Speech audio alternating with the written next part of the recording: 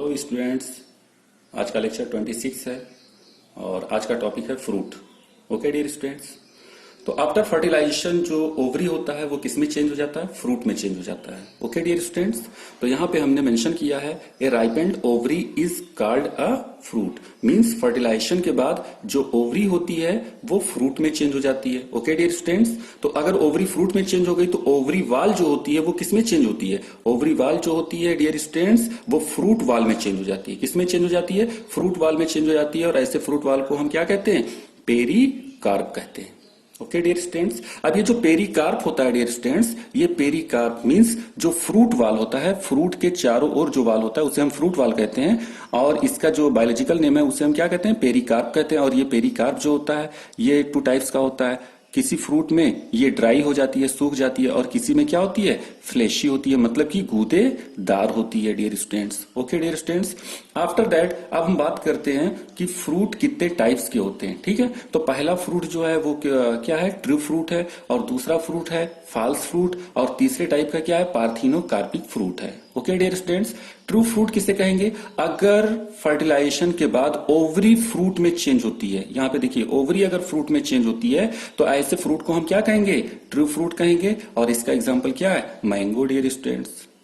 Okay, after that false fruit में अगर हम देखते हैं तो फॉल्स फ्रूट में ओवरी को छोड़कर फ्लावर का कोई फ्लोरल पार्ट, यहां पे फ्लोरल पार्ट हमने क्या लिया? थैलमस। ओके डियर स्टूडेंट्स, अगर कोई floral part means thalamus okay fruit में चेंज हो रहा है तो ऐसे फ्रूट को हम क्या कहेंगे? फॉल्स फ्रूट कहेंगे। और यहां पे एग्जांपल हमने लिया है एप्पल और स्ट्रॉबेरी। ओके डियर स्टूडेंट्स, यहां पे अगर एनसीईआरटी बुक में देखते हैं तो यहां पे देखिए ये थैलमस है, और यही थैलमस जो है वो किसमें चेंज हो जाता है?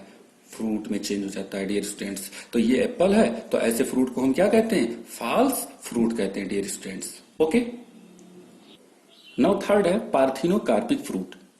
अगर पार्थिनोकार्पिक फ्रूट की स्टडी करते हैं तो विदाउट फर्टिलाइजेशन अगर फ्रूट का फॉर्मेशन होता है विदाउट फर्टिलाइजेशन, ओके, तो ऐसे फ्रूट को हम क्या कहते हैं? पार्थिनोकार्पिक फ्रूट कहते हैं डियर स्टूडेंट्स। और यहां पे एग्जांपल हमने क्या लिया है? बनाना लिया है। और हमेशा ध्यान रखिएगा कि जो पार्थिनोकार्पिक फ्रूट होते हैं ये सीडलेस होते हैं, मतलब कि इनमें सीड नहीं पाया जाता है डियर स्टूडेंट्स। ओके, अब यहां पे बात आती है कि पार्थिनोकार्पिक फ्रूट किस हार्मोन्स के प्रेजेंस में प्रोड्यूस होता है। तो वो हार्मोन्स कौन सा है? ऑक्सिन। ओके, नाम आपने सुना होगा 11th क्लास में। Okay dear students, 11th class में आपने नाम सुना होगा फाइटो हार्मोन्स का। ओके, और फाइटो हार्मोन्स कई टाइप के होते हैं। ओके, एक होता है ग्रोथ प्रमोटर और दूसरे टाइप का होता है ग्रोथ इनहिबिटर। तो यहाँ पे ग्रोथ प्रमोटर जो होता है ऑक्सिन होता है। ठीक है, तो जो ऑक्सिन फाइटो हार्मोन्स होते हैं उसको हम अप्लाई करते हैं और विदाउट फर्टिलाइजेशन फ्रूट का फॉर्मेशन हो जाता है। और ऐसे फ्रूट को हम क्या कहते हैं? Parthenocarpic fruit. और एग्जाम्पल क्या है? Banana. Okay dear students, now next topic है apomixis.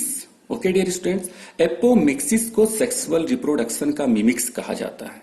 Okay dear students, apomixis को सेक्सुअल रिप्रोडक्शन का मिमिक्स कहा जाता है। और माना जाता है कि जो एपोमिक्सिस होता है ये असेक्सुअल रिप्रोडक्शन का एक फॉर्म होता है। ओके, तो असेक्सुअल रिप्रोडक्शन का एक फॉर्म होता है कौन? एपोमिक्सिस। और apomixis is the mimics of sexual reproduction. Okay dear students, यहां पे क्या होता है? यहां पे सीड का फॉर्मेशन होता है विदाउट फर्टिलाइजेशन।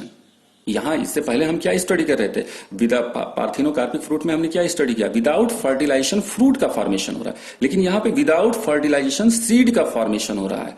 तो हम क्या कहेंगे? To produce seeds without fertilization is called apomixis. Okay dear students, तो विदाउट फर्टिलाइजेशन अगर सीड प्रोड्यूस हो रहा है तो उसे हम क्या कहेंगे? अपोमिक्सिस कहेंगे। और ये सेक्सुअल रिप्रोडक्शन का एक मिमिक्स होता है। अब हम बात करते हैं टाइप्स ऑफ एपोमिक्सिस। यहां पे टाइप्स ऑफ एपोमिक्सिस में जो है दो टाइप्स दिया गया है। एक दिया गया है एडवेंटिव इम्ब्रियोनी, और एडवेंटिव इम्ब्रियोनी का दूसरा नेम होता है sporophytic budding. Okay dear students, तो पहले इसको हम समझते हैं। अगर इम्ब्रियो का फॉर्मेशन ओके, ओव्यूल के इंटेगमेंट से होता है या न्यूसिलस से होता है? बात समझ लीजिए, न्यूसिलस में नंबर ऑफ क्रोमोसोम क्या होते हैं? 2n होते हैं। ओके, और इंटेगमेंट में भी नंबर ऑफ क्रोमोसोम क्या होते हैं? 2n, यानी डिप्लॉयड स्ट्रक्चर होता है। तो अगर डिप्लॉयड स्ट्रक्चर, ये दोनों डिप्लॉयड स्ट्रक्चर हैं, तो ऐसे सेल को हम क्या कहेंगे? Sporophytic cell. क्या कहेंगे dear students? Sporophytic cell. Okay, तो यहां पे आप देखिएगा स्पोरोफिटिक सेल। ओके, हमने किसको कहा? न्यूसिलस को कहा है या फिर इंटेगमेंट को कहा है? क्यों कहा है? क्योंकि इसमें नंबर ऑफ क्रोमोसोम क्या है? 2n है। ठीक है, तो अगर स्पोरोफिटिक सेल से एम्ब्रियो का फॉर्मेशन होता है तो उसे हम स्पोरोफिटिक बडिंग भी कहते हैं। ओके डियर स्टूडेंट्स, या फिर एडवेंटिव एम्ब्रियोनी कहते हैं। ओके डियर स्टूडेंट्स, इसका एग्जांपल क्या है? सिट्रस और Opuntia. Okay dear students, now next type है एपोमिक्सिस का रिकरेंट एगैमोस्पर्मी। अब रिकरेंट एगैमोस्पर्मी क्या होता है? रिकरेंट एगैमोस्पर्मी में आप स्टडी करिए, देखिए यहां पे इम्ब्रियो सैक का फॉर्मेशन हो रहा है, और इम्ब्रियो सैक जो होता है वो डिप्लॉयड स्ट्रक्चर होता है। यहां पे इसीलिए हमने क्या लिखा है? 2n लिखा है। ठीक है, और इम्ब्रियो सैक का फॉर्मेशन किससे हो रहा है? मेगा स्पोर मदर सेल, और मेगा स्पोर मदर सेल में भी नंबर ऑफ क्रोमोसोम क्या होते हैं? 2n होते हैं। आप जानते हैं ना कि जब आपने मेगा स्पोरोजेनेसिस की स्टडी की होगी तो वहां पे मेगा स्पोर मदर सेल बनता है जो मियोसिस के हेल्प से टेट्रेड मेगा स्पोर का फॉर्मेशन करता है। ओके, जिसमें से 3 मेगा स्पोर डिजेनरेट कर जाते हैं और एक फंक्शनल मेगा स्पोर बच जाता है। ओके डियर स्टूडेंट्स, तो यहां पे आप देखिएगा, यहां पे मियोसिस नहीं हुआ है, यहां पे मेगा स्पोर मदर सेल है, और ये मेगा स्पोर मदर सेल में इसको हम डिप्लॉयड एग कहते हैं, क्योंकि इसमें नंबर ऑफ क्रोमोसोम भी क्या होता है? 2n होता है।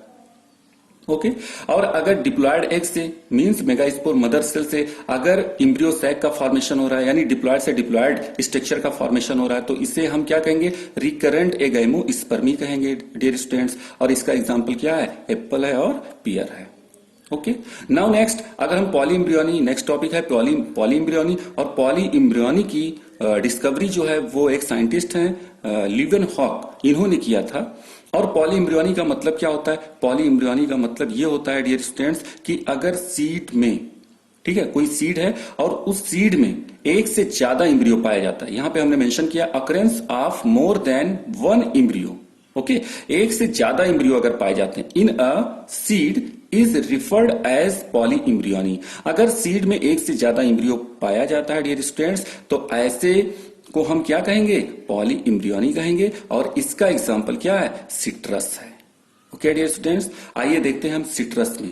ठीक है, तो यहां पे हम देखते हैं जो इम्ब्रियो होता है वो 3 टाइप्स का होता है। एक तो ट्रू इम्ब्रियो होता है, ओके, जिसको हम क्या कहते हैं? जाइगोटिक इम्ब्रियो, ये फर्स्ट टाइप है। उसके बाद में ओव्यूल में आपने इंटेगमेंट देखा होगा कि इंटेगमेंट लेयर होता है। ठीक है, तो इंटेगमेंट लेयर से अगर इम्ब्रियो का फॉर्मेशन होता है तो उसे हम क्या कहेंगे? इंटेगमेंट्री इम्ब्रियो। तो ये दूसरा टाइप हो गया इम्ब्रियो। ठीक है, उसके बाद में न्यूसिलस पार्ट होता है ओव्यूल के अंदर, और उस न्यूसिलस पार्ट से ओके अगर इम्ब्रियो का फॉर्मेशन होता है तो उसे हम क्या कहेंगे? न्यूसिलर इम्ब्रियो कहेंगे। मींस हम कह सकते हैं कि जो सिट्रस होता है उसमें 3 टाइप के इम्ब्रियो पाए जाते हैं, जाइगोटिक इम्ब्रियो, इंटेगमेंट्री इम्ब्रियो और न्यूसिलर इम्ब्रियो होते हैं डियर स्टूडेंट्स। और पॉलीइम्ब्रियोनी का मतलब क्या होता है कि अगर सीड के अंदर एक से ज्यादा इम्ब्रियो पाए जाते हैं तो उसे हम क्या कहेंगे?